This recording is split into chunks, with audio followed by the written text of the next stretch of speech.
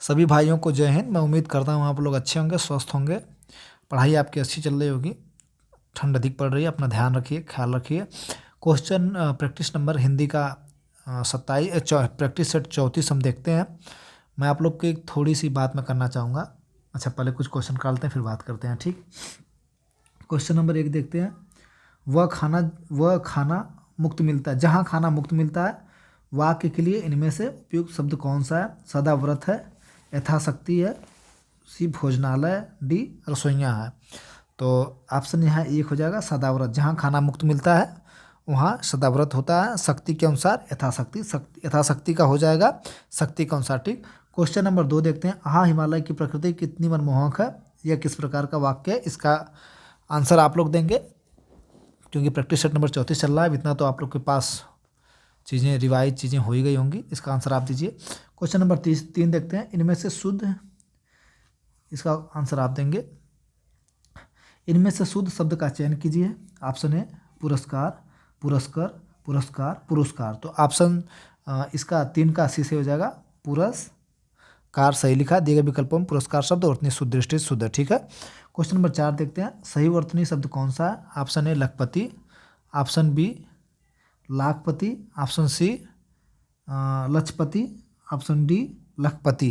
तो इसका हो जाएगा विकल्प ए सही, लखपति, ठीक है। ये लखपति मात्रा यहाँ पर देखिए, ये जो है कि छोटी की मात्रा थी, इसमें बड़ी की मात्रा इसमें है, इसमें जो है कि छोटी की मात्रा है। लखपति ये सही है, ठीक है।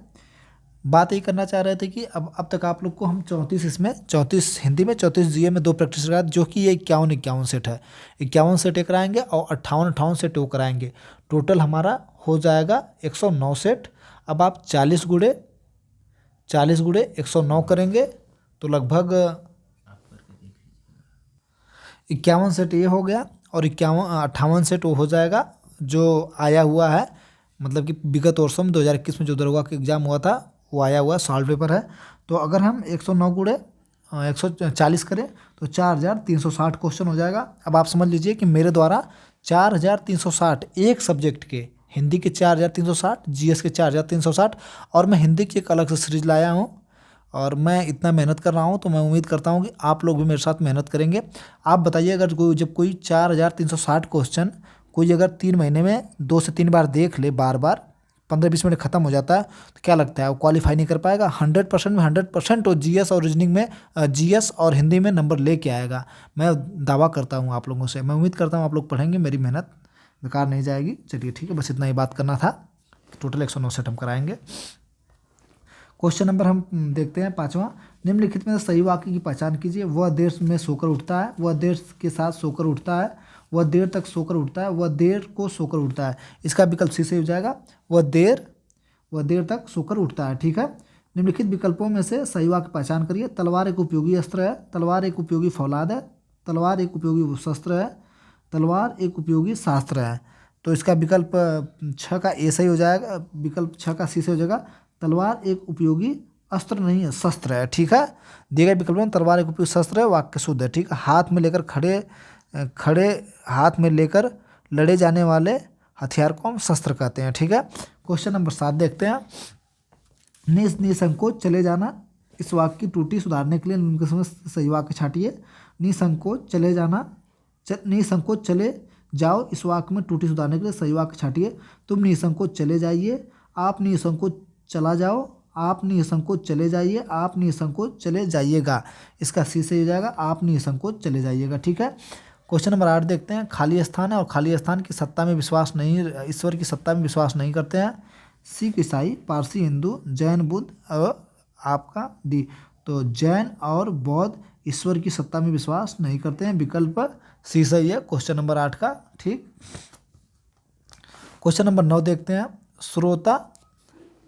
श्रोता सवाल कर रहा है, इस वाक्य में क्रिया किस काल का विरोध कराती है?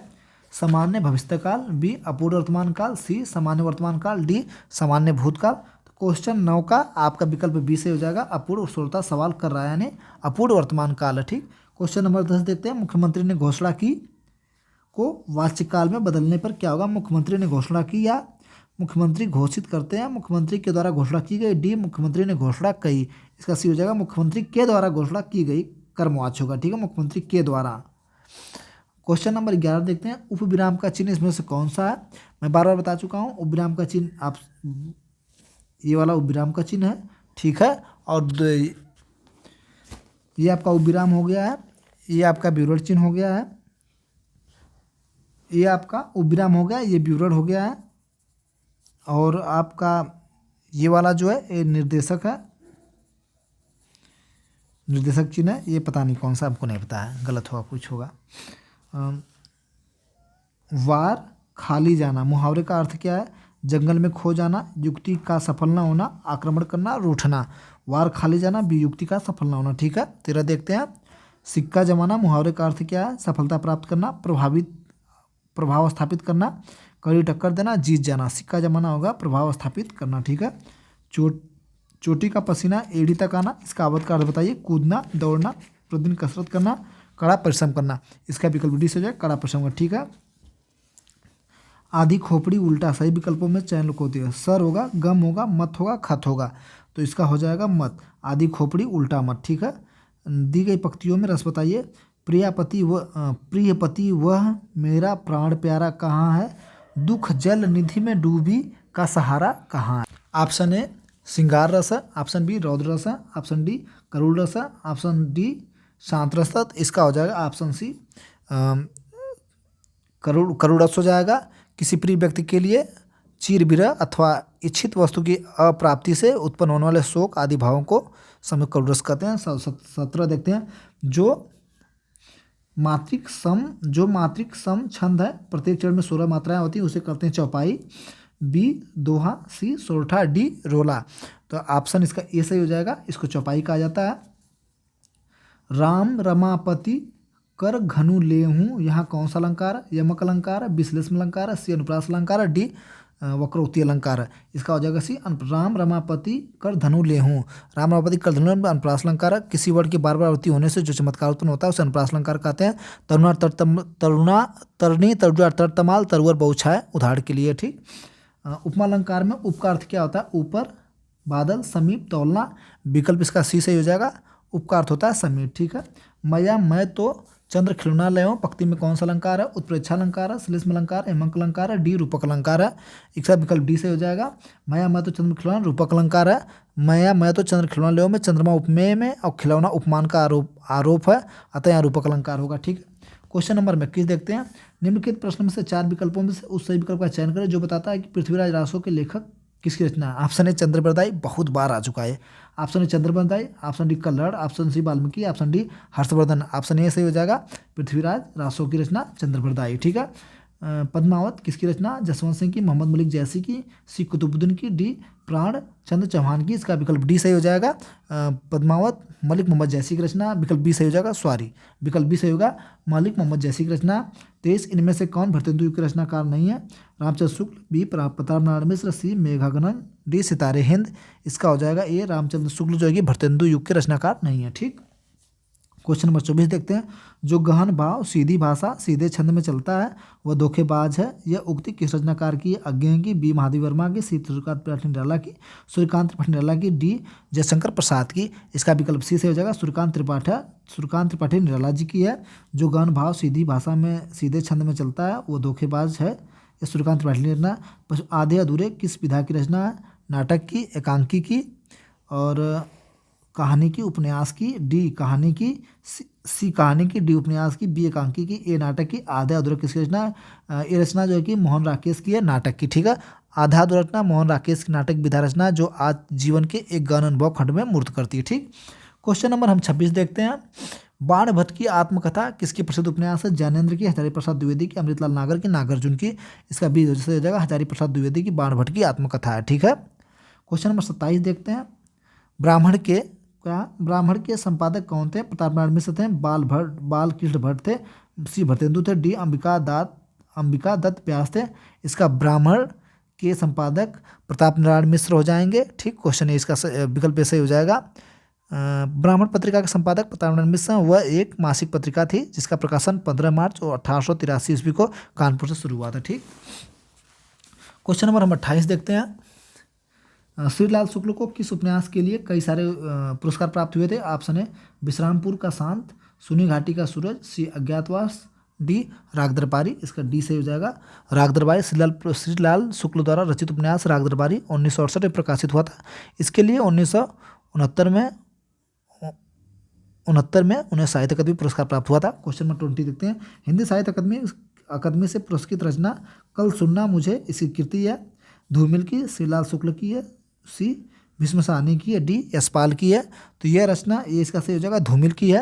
हिंदी साहित्य अकादमी ने पुरस्कार रचना कल सुनना मुझे विख्यात साहित्यकार सुदामा पांडे यानी धूमिल द्वारा रचित काव्य संग्रह। क्वेश्चन नंबर 30 देखते हैं। 30 में क्या 30-31 पैराग्राफ है, इसको पढ़ के आंसर देना। अब हम क्वेश्चन नंबर 30-31-32 छोड़ के सीधा 33 देखते हैं। इनमें से कौन सा शब्द सुकर्म का विलोम है? निष्कर्म, कुकर्म, सी सकर्म, डी सुपथ। इसका हो जाएगा बी सुकर्म का विलोम कुकर्म हो जाएगा। ठीक है, सुपथ का विलोम कुपथ होता है, सकर्म का विलोम अकर्म होता है। ठीक, क्वेश्चन नंबर हम 34 देखते हैं। इनमें से कौन सा सफ़ेद का विलोम है? बेदाग है, उजाला, स्याह, काला है। सफ़ेद का विलोम स्याह होगा। ठीक, हमेशा याद रखिए सफ़ेद का विलोम स्याह होगा, उजाला का विलोम मैला होगा, काला का विलोम गोरा होगा। ठीक, क्वेश्चन नंबर 35 देखिए। नैसर्गिक शब्द का पर्यायवाची कौन सा? चतुर्दिक है, प्राकृतिक है, चमकृत है, सत्कृत है। तो 35 का विकल्प जो है कि बी सही हो जाएगा प्राकृत। ठीक है, इनमें से कौन सी बोली पश्चिमी बोली इसमें इनमें से कौन सी बोली पश्चिमी हिंदी की बोली नहीं है? ऑप्शन है बघेली पश्चिमी, ठीक है, बुंदेली, कन्नौजी, ब्रज। तो ब्रिज, हम ब्रज बोल देते हैं, सॉरी, ब्रिज भाषा। हाँ, ब्रिज भाषा। तो 36 का ये हो जाएगा बघेली पश्चिम हिंदी की बोली नहीं है। शेष ब्रज, ब्रिज, कन्नौजी, बुंदेली खड़ी बोली है। हरियाणी आदि पश्चिमी हिंदी भाषा की बोलियाँ। ठीक, क्वेश्चन नंबर 37 देखते हैं। समकालीन भारतीय साहित्य पत्रिका के संपादक कौन है? साहित्य अकादमी है, केंद्रीय हिंदी निदेशालय, प्रकाशन विभाग है, हिंदी अकादमी है। इसका ए सही हो जाएगा हिंदी। समकालीन भारतीय साहित्य पत्रिका के प्रकाशक साहित्यिक अकादमी है। ठीक है, क्वेश्चन नंबर 38 देखते हैं। एडजस्टमेंट शब्द का हिंदी पर्याय कौन सा? ऑप्शन है समायोजन, बी न्याय निगमन, सी पार्सन, डी स्थगन। तो क्वेश्चन नंबर 38 का डी से हो जाएगा स्थगन। ठीक है, शब्द के जिस रूप से एक ही वस्तु का बोध होता है उसे कहते हैं, ऑप्शन ए वचन कहते हैं, ऑप्शन बी एक वचन कहते हैं, ऑप्शन सी अनेक वचन कहते हैं, ऑप्शन डी बहुवचन कहते हैं। तो 39 का बी से हो जाएगा। जिस शब्द से एक ही वस्तु का बोध होता है उसे एक वचन कहते हैं। पंचामृत इनमें से कौन सा मास है? वो आ गया, देखिए मतलब क्या आ गया, शब्दों की बात आ गई। ठीक है, चौमास, पंचामृत, त्रिमास। ठीक है, तो आप बहुत बार आ चुका है। तत्पुरुष समास होगा, द्विगु समास होगा, अव्ययभावी समास होगा, द्वंद्व समास होगा। तो पंचामृत में द्विगु समास होगा। क्वेश्चन नंबर 40 का बी सही है। अब हम लोग सेट नंबर 34 देख चुके हैं। जीएस में भी 34 में 24 दोनों बराबर हो गया। आप लोग वीडियो देखिए, थोड़ा सा लाइक कर दीजिए, चैनल को सब्सक्राइब करिए मेरे चैनल को, और इससे मोटिवेशन मिलता है। व्यूज आते हैं तो मैं और काम करूँगा मन से। थैंक यू, धन्यवाद। ठीक है, और कमेंट में आप लोग ज़रूर कमेंट करिए। ठीक है, कैसी मेरी वीडियो लग रही है, मुझे सलाह दीजिए, सुझाव दीजिए, ताकि मैं और बेहतर से बेहतर कर पाऊँ। थैंक यू, धन्यवाद।